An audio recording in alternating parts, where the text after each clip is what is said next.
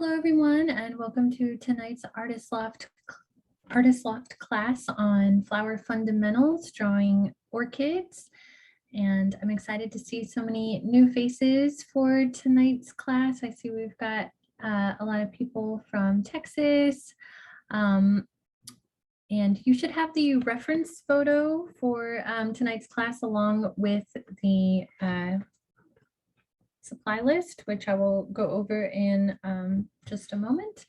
But just wanted to mention that this is an ongoing drawing and painting series using Artist Loft supplies brought to you by Michaels, and we have free and premium classes. So tonight's class is free and you'll have the recording available on YouTube starting tomorrow afternoon. And if you register for any premium classes, those links to the YouTube recordings are only sent to folks who registered for the class. So make sure you sign up for those ahead of time. Next week's class is a free class, but we just finished first ever 3-week-long premium class.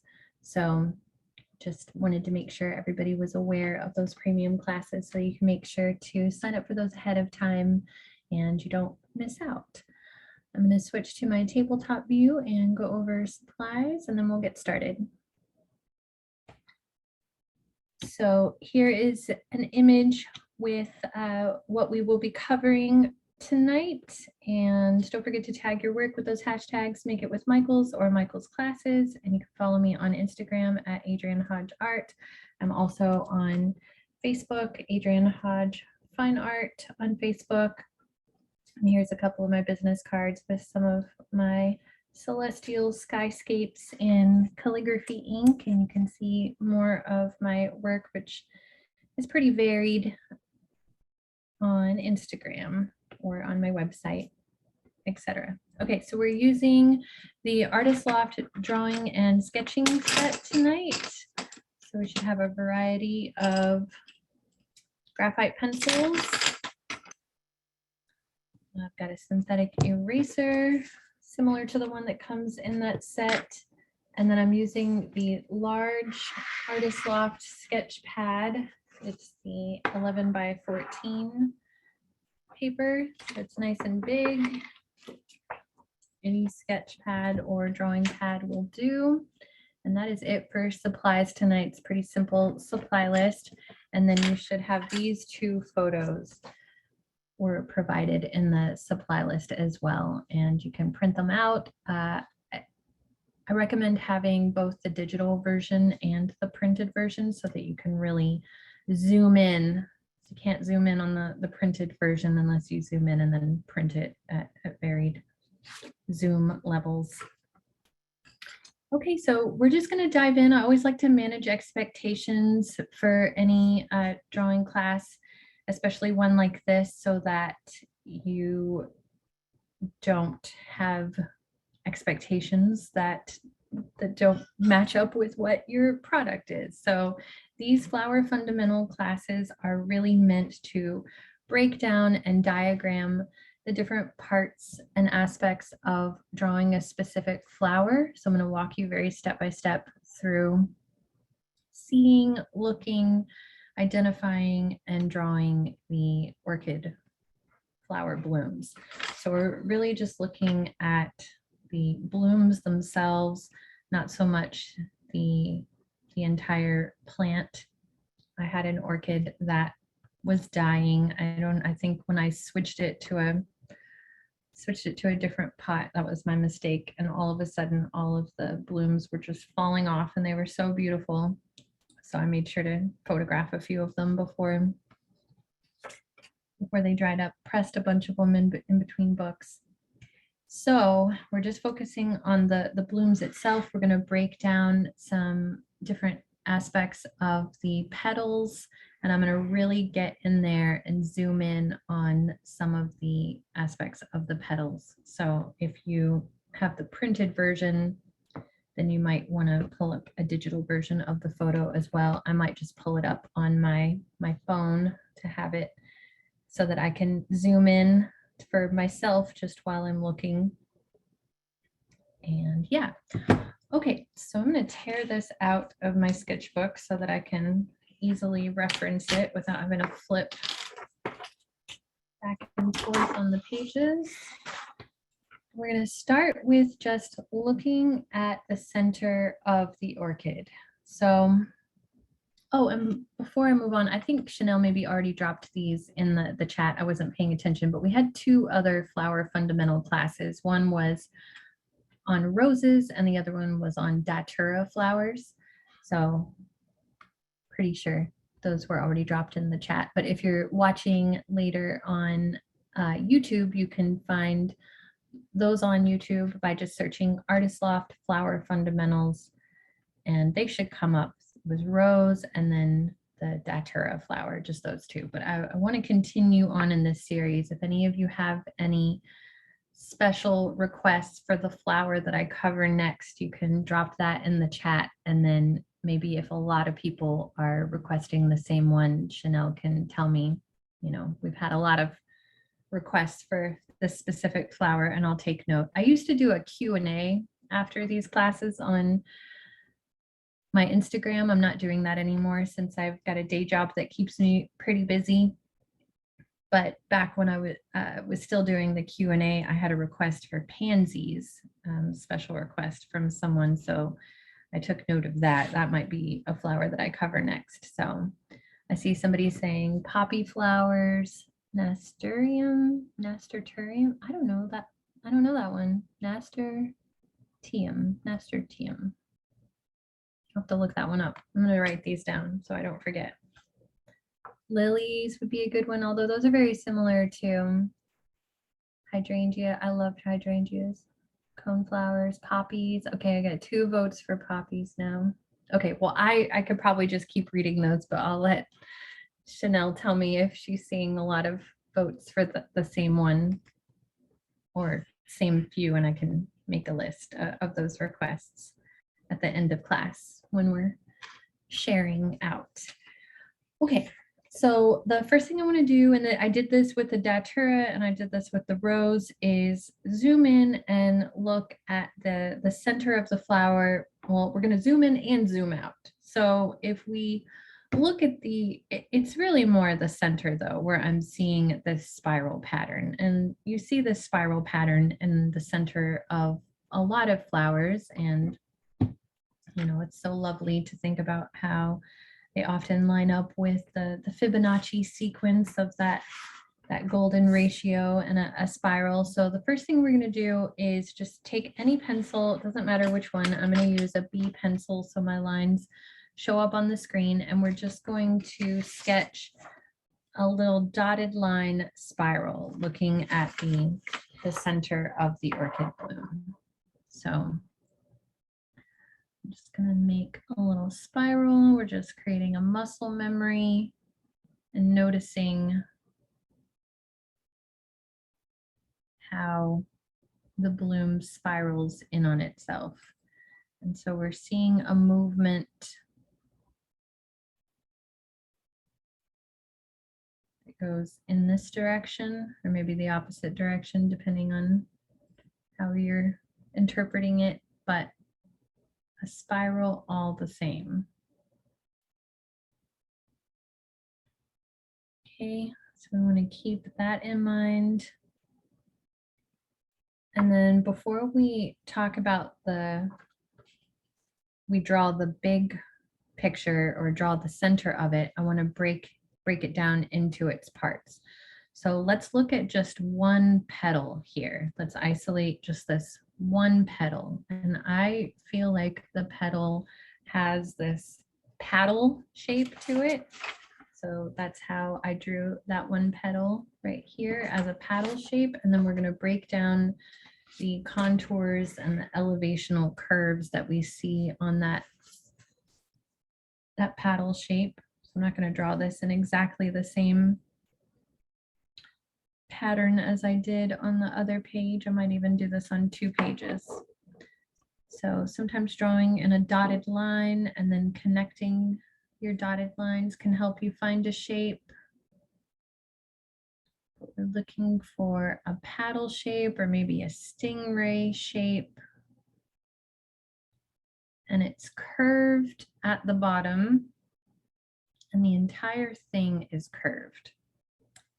So I think I got a little sidetracked talking about the other classes, but as I was saying about managing expectations, we're going to have a page full of notes, hopefully, by the end of this class. The product that you should expect to have is a page full of notes and sketches of these various parts. And when we get to this aspect of the whole flower and really getting into the juicy details and value, I might go a little quickly and you may not get to that same point. So definitely if you walk away with a better understanding of the details, the values, the contours, the elevational curves, and the overall shape and form of these orchid petals and the overall bloom, then I did my job. Okay, so we've got this paddle shape or the stingray shape. And then we're going to talk about the elevational curves of the contour lines.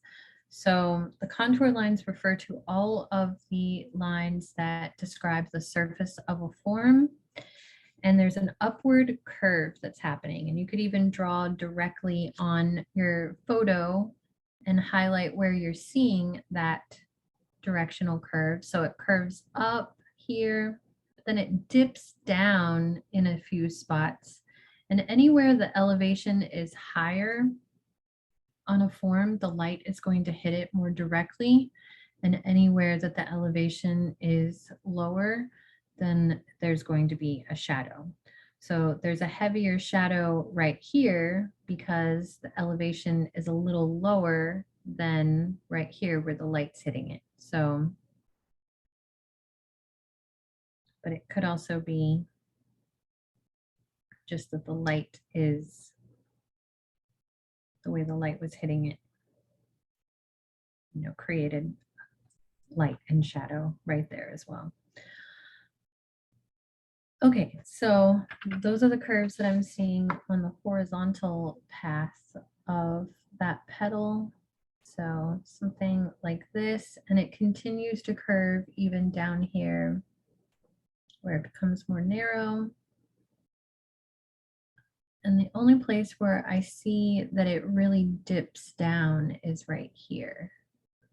So we want to kind of dip our lines down to show that that elevation has changed.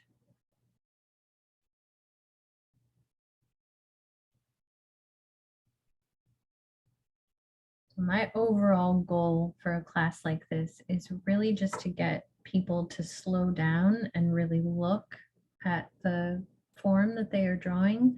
When it comes to things like flowers, there's a lot of impatience to quickly get to the end result where we have this lovely drawing of a flower. And we really, in order to fully render it, need to slow down and notice, first just notice all of these things. And it really takes some time. There's a lot of different parts. Okay, so on the vertical axis, there's a bit of an equatorial line happening here. And it's not fully straight. It also dips and curves at some different points. So we want to show where it's dipping and curving. And so it sort of billows out in opposite directions from that equatorial line. On the left side, it's billowing out in that direction. Okay, so when we illustrate the contour lines like that, then you really get a sense of the 3 dimensions that we're seeing on that individual petal. And then you can do that for each of these petals later. We don't have time to do that for each one, but I could quickly just sketch them out on the photograph here, and you could see what the elevation is doing differently on all of these. So anywhere there's light hitting it directly, you want it to curve up. And yeah, think about a spider web, how it dips in directions where it's becoming convex and it billows out where it's becoming concave.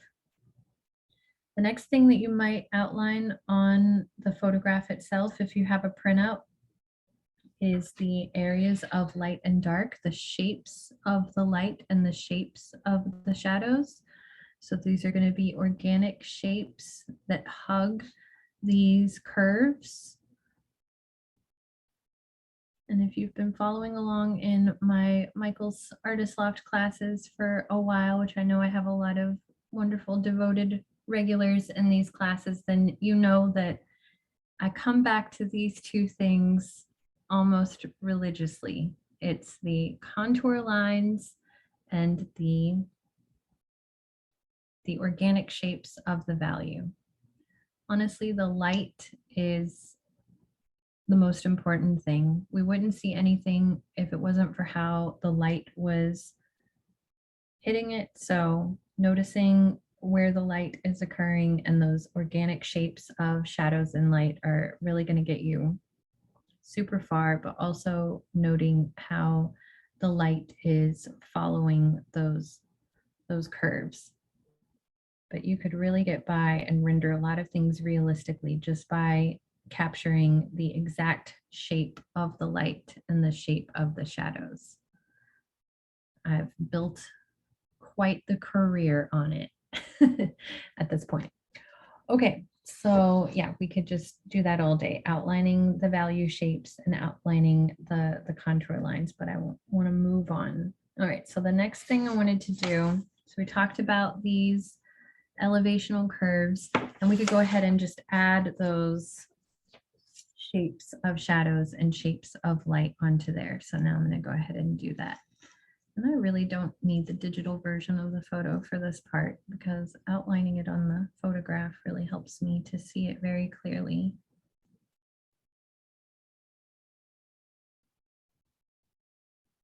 One thing I like to do to help me identify those organic value shapes is to isolate that shape and then ask myself, what does it look like? So this whole shape that I outlined here, could ask ourselves, what does this shape resemble? Sort of resembles a dog. Like there's the dog's feet, there's the dog's tail. It doesn't matter what it looks like. I don't know that I actually drew it looking like a dog, but you know, get it as close as you can. But that identifying the shape as something else can be very helpful. But since this is an organic thing, it's a flower, we don't need to make everything perfectly exact. I like to say when it comes to organic things like trees or clouds or flowers or fruit, it doesn't have to look like that orchid bloom. We just want it to look like a orchid bloom, an orchid bloom. So we're just going to get as close as we can.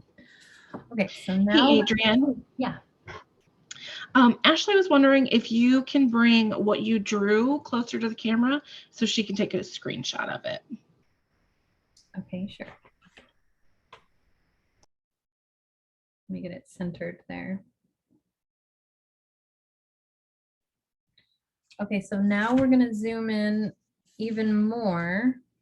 So we're going to zoom in on, this is where I'm probably going to want to pull out my digital version of the photo. I think I zoomed in on this part before, but I think I'm going to zoom in on this moment where it's dipping down here. So last time I drew it, I zoomed in on this particular side on that area, and then I sketched even more detailed value shapes and contour lines that I'm seeing there. So we're going to do that now and get in there, and hopefully you can see on the camera how I've got some little elevational curve lines on there as well. Okay, so for this, I am going to want the digital version of the photo so I can really zoom in on it. Okay, so I'm looking at this part of the orchid petal.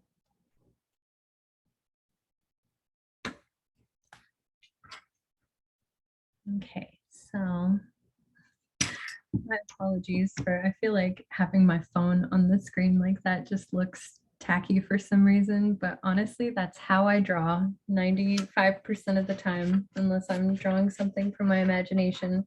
I have a reference photo on my phone and I like to zoom way in on it. So now we're just looking at this particular side of the petal, this one little area. And so we had this little dip, right? We had this little pocket area where we had lines curving down. And then we've got these moments where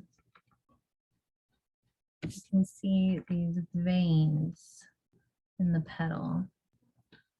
One thing that's really helpful when it comes to drawing something with such a delicate texture, like a flower petal or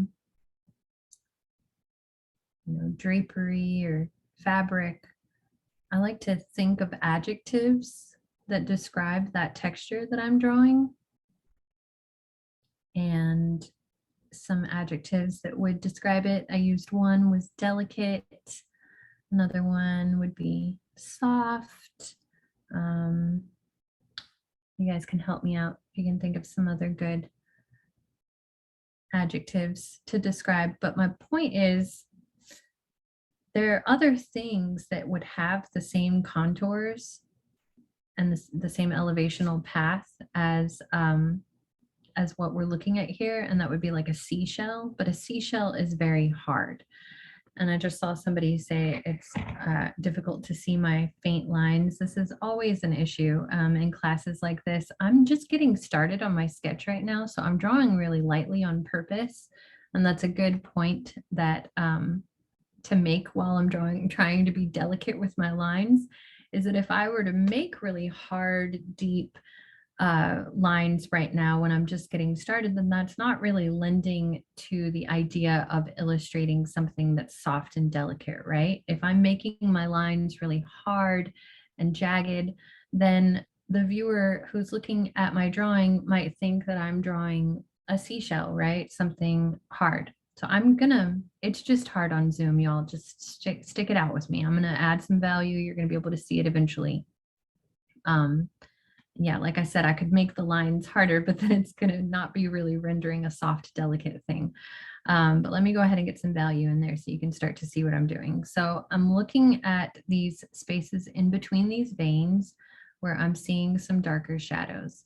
And there's a bit of a crisscross pattern happening here, almost like a tennis racket, something you might see on a tennis racket. So there's veins that go the opposite direction. So just to draw that nice and dark here, we've got something that looks like this. And like I said, if I did that really hard, it would resemble a seashell, right? Then I've got these lines going in this direction.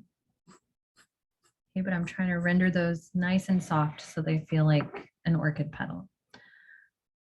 Okay, so in between those little crisscross sections is where I'm seeing this rich shadow, but I don't want to just fill it in solid because I'm trying to follow that elevational path.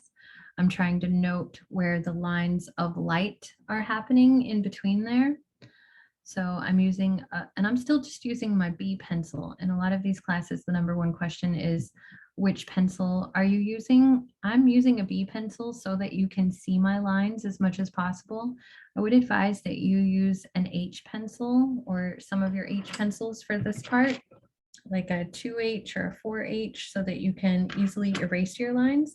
And if your lines are digging into the page and you're having a hard time erasing them, you can refer back to the first class that we had in this series. It was called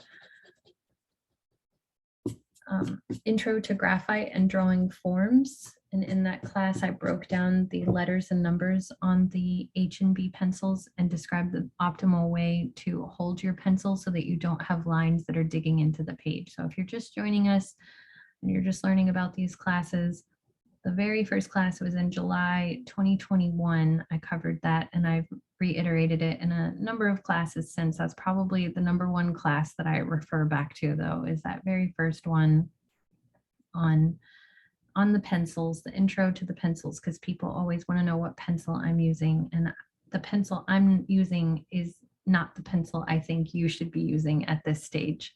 I think you should be using an H pencil. I'm only using a B pencil so that my lines show up on the screen right now.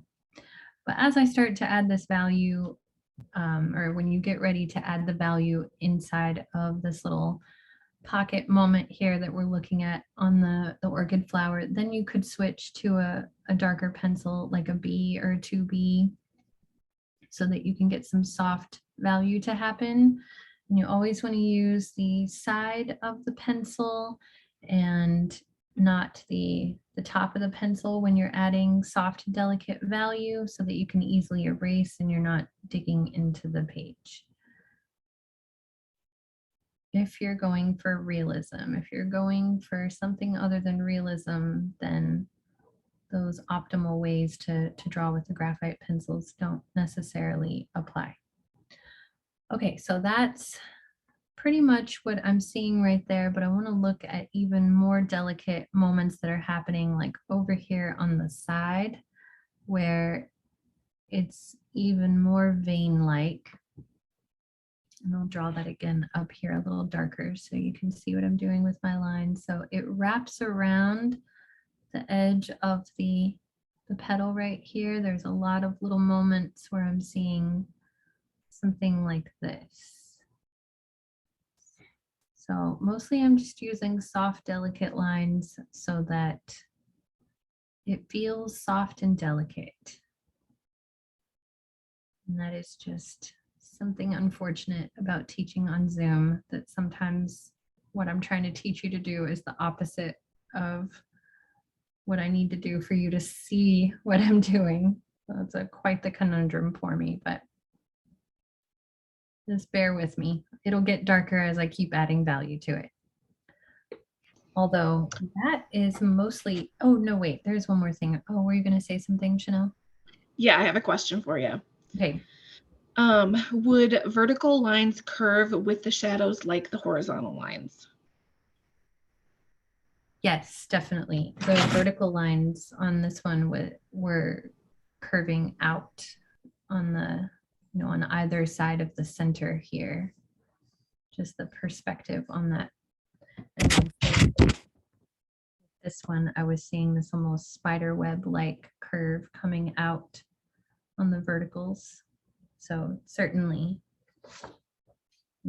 all sides, you're going to have curves if you're looking at a curved surface, which all these petals are pretty curved. Okay, good questions. And yeah, so I just wanted to note, let me see if I can zoom in even more here in my drawing. So I'm looking at the side right here where the light's hitting it, where I'm seeing this action. And I just want to note how even in these little spaces, there's the tiniest bit of an elevational shift happening, like the top of a mountain, like that. And I can hold that up to the camera so you can see what I mean. So there's this tiny bit of a shift that's happening in between these shadows. And then you've got a shadow next to it. And that's happening because of the elevational shift. Like I said, where light's hitting something directly, it's because it's raised up, it's higher. So the light is reaching it. And then there's a recess because of that higher elevational moment. And so it's in more of a shadow. And I know we're like really getting in here and looking super close. And this might seem like overall a little unnecessary in some ways, but I think it really helps to just study, like I said, to study and zoom in, because even if your end game sketch doesn't have that same amount of detail, what we're going to do here in a minute when we draw the bigger version or more zoomed in on the center, just having that better understanding of what the values are doing allows you to render it in a more effortless way that still reflects what the contours and the elevation are doing. Okay, so I just wanted to make sure we zoomed in on some parts so that we were really noticing those things. And if in the end of your drawing, all you're doing is just, you know, showing a little moment like that or a few details. And in fact, I'm not a huge fan of hyper realism in my personal work. Honestly, I would prefer to capture more the soul or the essence of something. And so when it comes to hyper realism, that would mean drawing every bit of this flower in that hyper detail and getting every little, you know, fine line and detail moment in there rendered perfectly exactly like we're seeing it in the photograph. And then it would look, you know, photorealistic. That's not necessarily what I'm trying to help you do. But you could, if you did what we're doing here, all over the whole flower, that would be the way to get there. Look, I'm going to turn my page. And we're going to look. Oh, yes. I have one more question, and I am sorry I didn't catch you before you flipped the page. But Erin is asking if you can zoom in on the second petal you drew. She can't quite get it from the image online. Oh, zoom in on the image itself, like on the photograph. I think she means you're drawing. Oh, just zoom. Okay. Oh, just hold it up closer to the camera. Yeah, okay, well, closer. there's the one from the example before the class started. Okay. All right, so now we're going to draw the center of the orchid and kind of focus on some of these bottom petals since we zoomed in on such detail in that one on the top. But like I said, we're not necessarily drawing the entire orchid here or perfectly rendering the whole thing. I want to help. This whole class is about helping you slow down, look, study the different parts of the flower, understand the contours and the elevational forms and all that. So hopefully everybody's, you know, on board with the fact that we're drawing the parts, not necessarily the whole, but you can take everything that we are talking about here and certainly draw the whole thing in great detail using these tips. Okay, so like I said, when we're getting started on a sketch, I recommend that you use an H pencil, like a 2H or a 4H, so that your lines are nice and light. And I wish that I were, you know, a superhuman artist where I could just go for it here with my B pencil and sketch in this whole thing. But I got to use my H pencil nice and lightly here for a minute, and you're not going to be able to see my lines, but I promise you I'm going to add value to them, and they will get more visible on the screen. Okay, so I'm looking at that center spiral moment that's happening right here in the center of the, I'm going to just use my photograph and not the my phone. I'm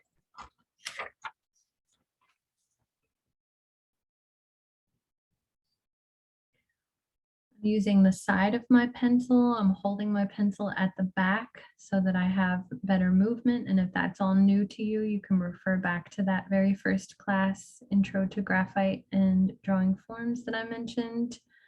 So I'm just getting the overall shapes at the center of the flower, and I'm going to darken everything up here in just a bit, and I can hold it up close to the screen again, just getting the under sketch to this area going. So if you're looking really close at the photograph and zooming in on these individual parts using the methods that we've discussed up until now, you should eventually get similar results.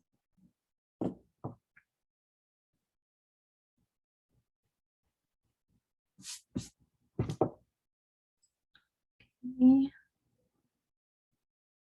So I'm noting where all of these shapes are in relationship to each other.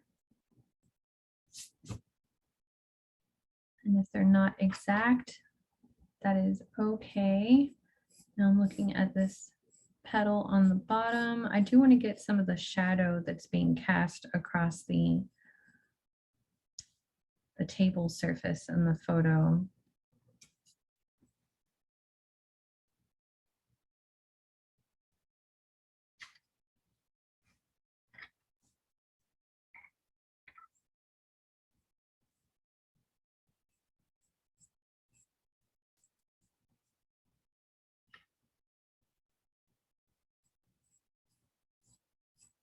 So that's why I wanted to go down farther here and get the bottom of those petals so that I could sketch in the big shape of the shadow that I'm seeing there. And I'm going to darken a lot of this up very soon, I promise.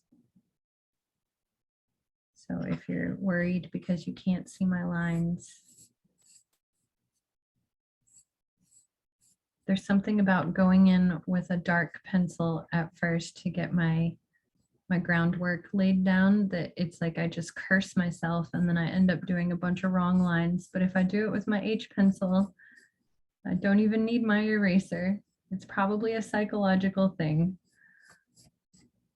But I've tried it before for the sake of not making people impatient on Zoom, and it never turns out well. So, okay, so now I've got my little groundwork laid here. Now I'm going to darken up some stuff for people who are dying to see what I drew. Okay, so let's look at the darkest shapes first. So I just grabbed my 8B, which is the darkest pencil that I have in this set. And I'm still using the side of my pencil. And the first thing I'm going to do is look for the absolute darks. So anytime we're talking about value, the light and dark of a form, we've got this value scale from 10 to 0. So 0 being the absolute blank paper, the absolute highlights, and 10 being the absolute black. So we cannot get an absolute black to happen with an H pencil. We need a B pencil. The B stands for black.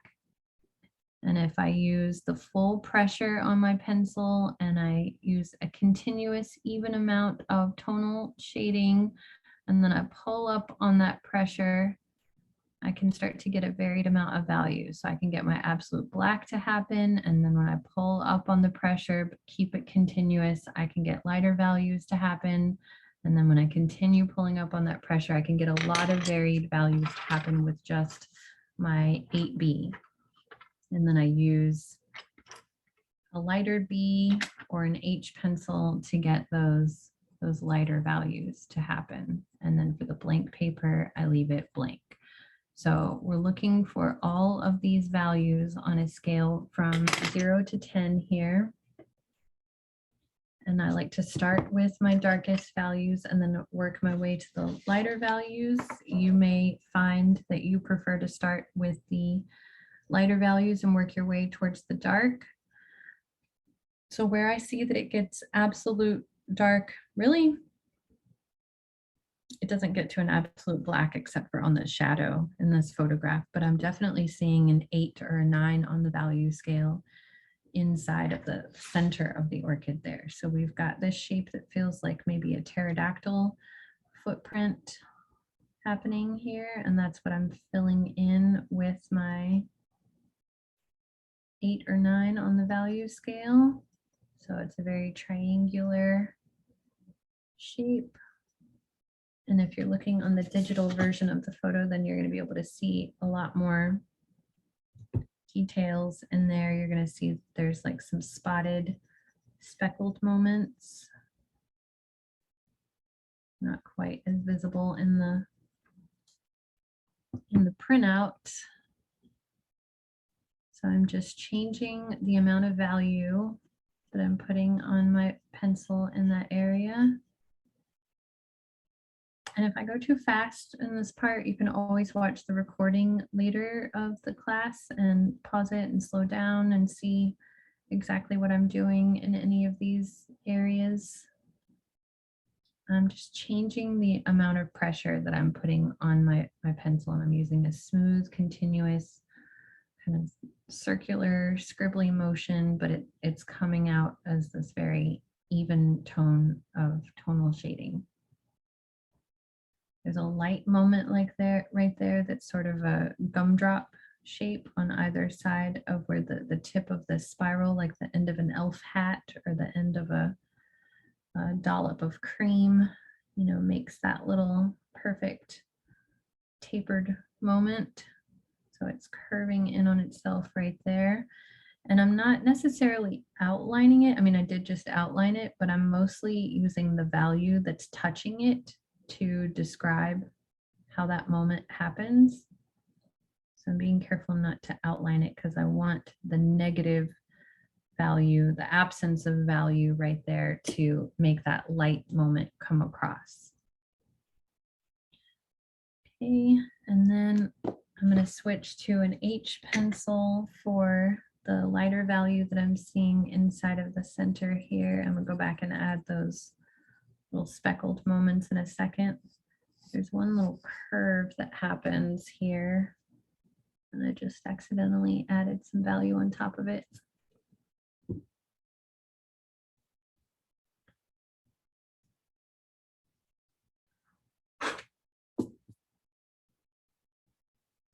So with the H pencil, I'm still using the side of the pencil to render that value.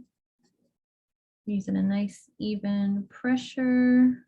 It's probably like a 2 or a 3 on that value scale, although there's kind of a little darker fade happening right here along the edge. So I'll go right here and put a little more pressure on my pencil to render that moment and let it blend out into the lighter value.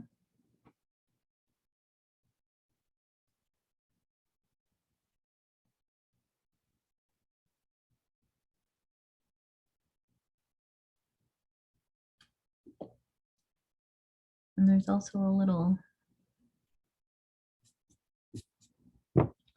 sticky outy moment right here too. So I'm gonna put that in there.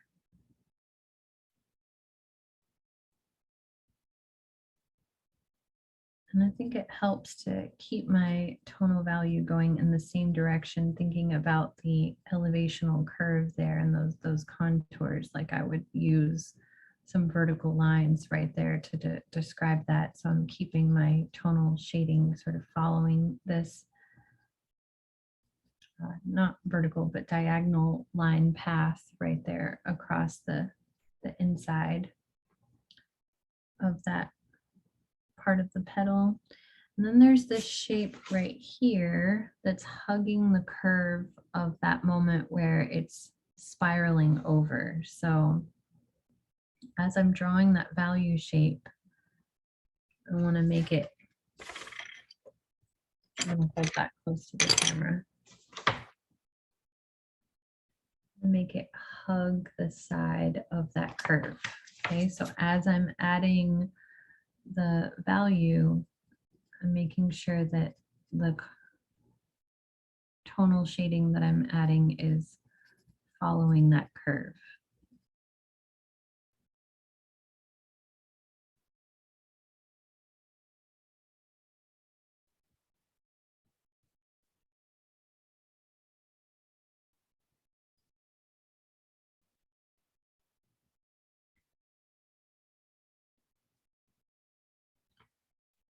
And I'm going to go back in with my 8B. I just moved away somewhere. And then I'm going to put those little, they kind of feel like poppy seeds.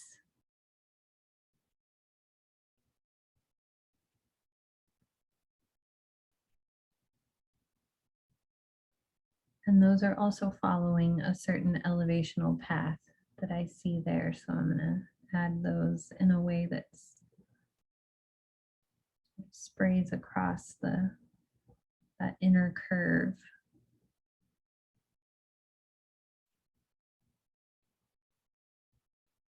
And then you can, adjust and blend as needed here. If you want to like get in there and make things really follow that inner curve that you're seeing even more. The more you describe those contours with your value, the more, all of those details are going to come across. And that's how it goes from being just kind of a pile of different values rendered to feeling like a form, is making it follow those curves where you see them. And if you're not seeing them, then take a moment to go back and, sketch like we did in the first part of the class, that elevational path that you're seeing. Okay, so now we're just gonna get some of these bigger values that are falling across these bottom petals. That's what I focused on in the class promo image.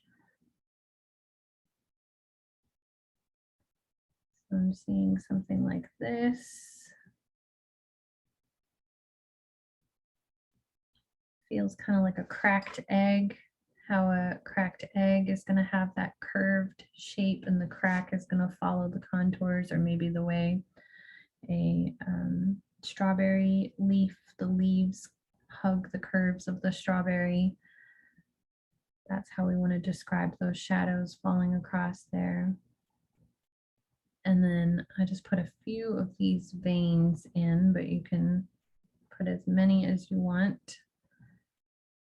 And then I'm gonna use a device that I use quite a bit when I'm trying to fill in a large area all at once. I'm just gonna shade this entire shadow with a continuous diagonal line tonal shading. So I'm just keeping everything. So think about when you're coloring with crayons, if you're trying to fill in a whole area nice and smooth, you go the same direction with your crayon the whole time, right?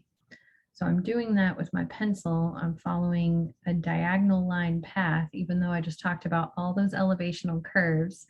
This is what I mean when I say the value is really the most important thing, because yes, the contours are very important, but we can just, as long as we made the shape of the shadow follow those curves, we can fill it in with a nice flat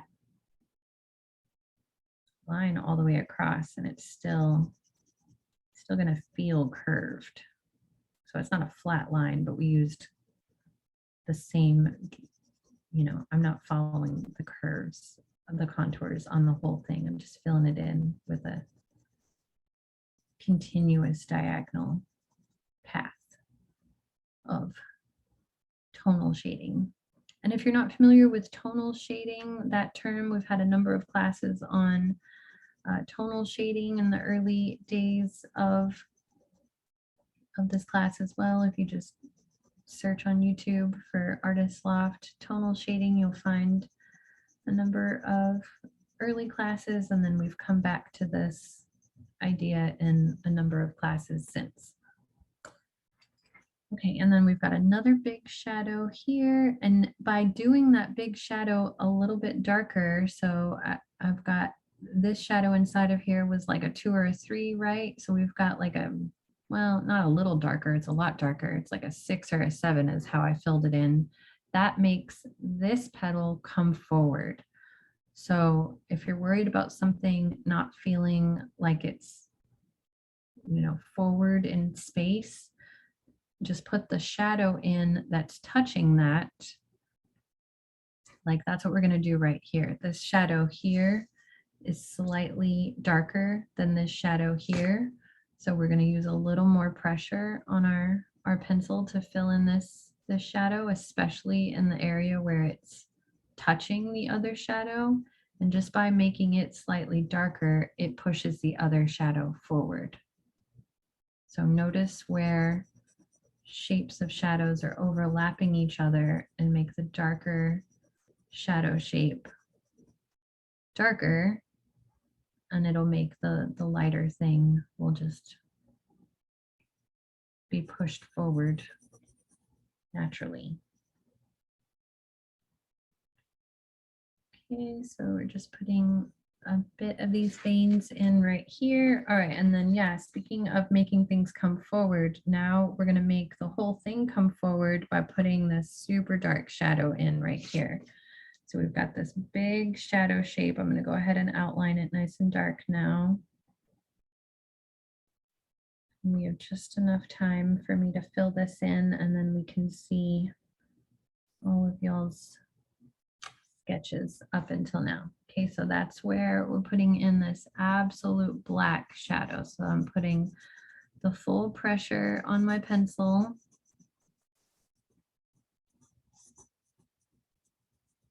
And just filling it in using that same idea that I did a moment ago. So just keeping it all smooth and continuous and kind of in a diagonal line.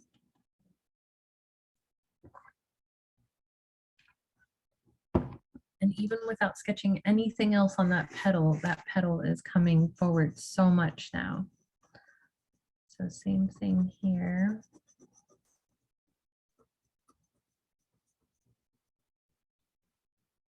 So this whole area we're filling in nice and dark until we get to an absolute black.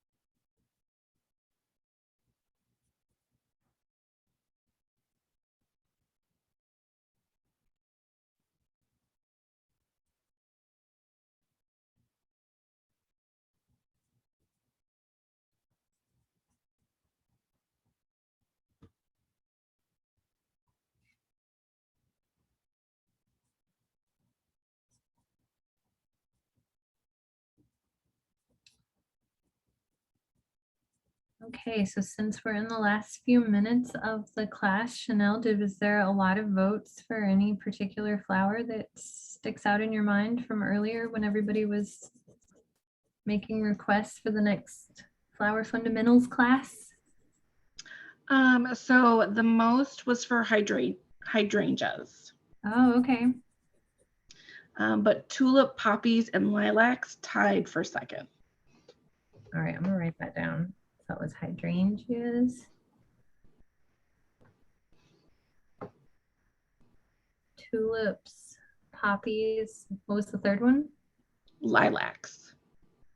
Okay. All right, cool. Well, I will definitely, that's easy too. I feel like I can always find hydrangeas here in Austin at the grocery store. You have them at Chanel where you are. They grow very naturally. Yes. They're everywhere. They're everywhere. My good friend Matthew lives in Chicago. I think I've told you that. And he does an amazing Katharine Hepburn impression. And he was quoting a movie where she talks about hydrangeas. And I can't do it, but oh my God, I was dying laughing. I even have an audio recording of him doing it.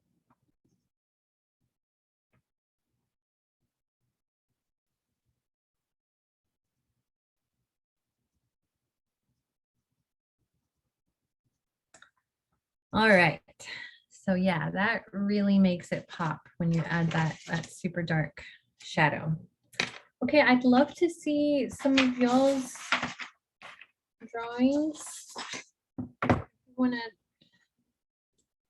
put your hold your drawing up to the screen and Chanel can spotlight you and we can see what you completed tonight. Oh, very nice.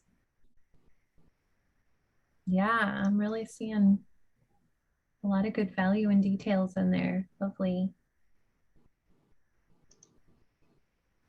Oh, look at that. That's so nice, Sarah. Nice to see you. That's really nice. Yeah.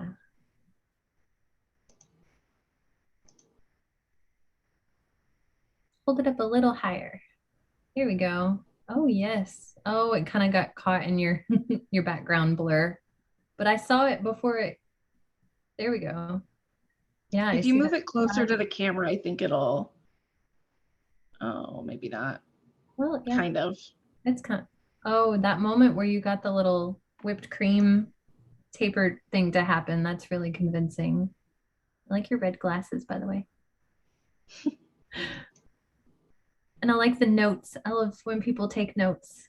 Do you want to hold it up to the screen? Ooh, look at that. Yes. You got it to really pop with that absolute black. That makes such a difference. That really dramatic value. Really nice.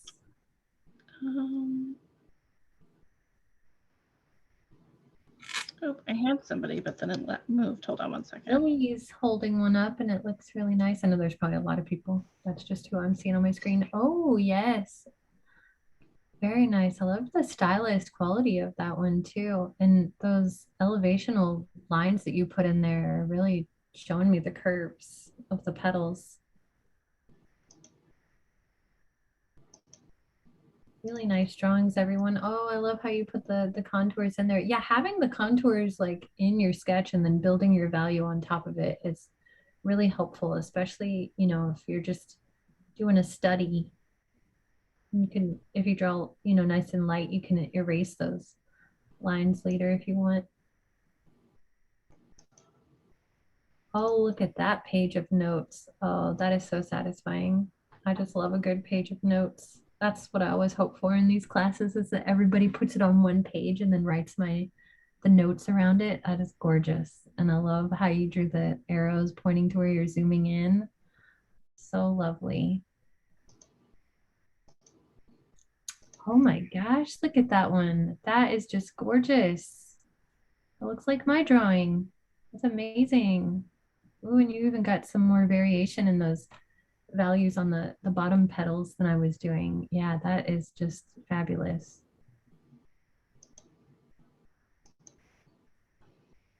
Oh, that's wonderful as well. Yes. Oh, I love how you kind of dramatized that that whipped cream curl. I don't know what else to call it.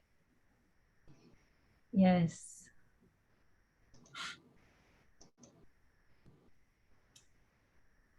Oh, very nice. Oh, look at those delicate lines of value. That is just gorgeous.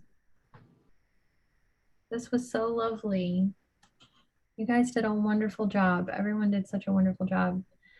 Well, thank you all so much, and I look forward to seeing you in the next class. Next week's class, oh, I don't think I have the sketchbook right next to me, but we're using the black paper, the Artist Loft black paper sketchbook, and a white gel pen to sketch the wooden mannequin, doing a little figure drawing. But look, we've focused so much on the shadows. I wanted to do a figure drawing class where we're looking at the light. So we're going to be using the white gel pen on the black paper to focus on the highlights and rendering the wooden mannequin using the highlights. And that's a free class. And then we've got some fun February stuff, mixed media rose painting, and and then a premium class on drawing a model from a photograph using a grid, which you definitely don't want to miss that one. That's a premium class. All right, thanks everyone. And thank you to Chanel, our moderator, and everyone have a wonderful evening. Good night.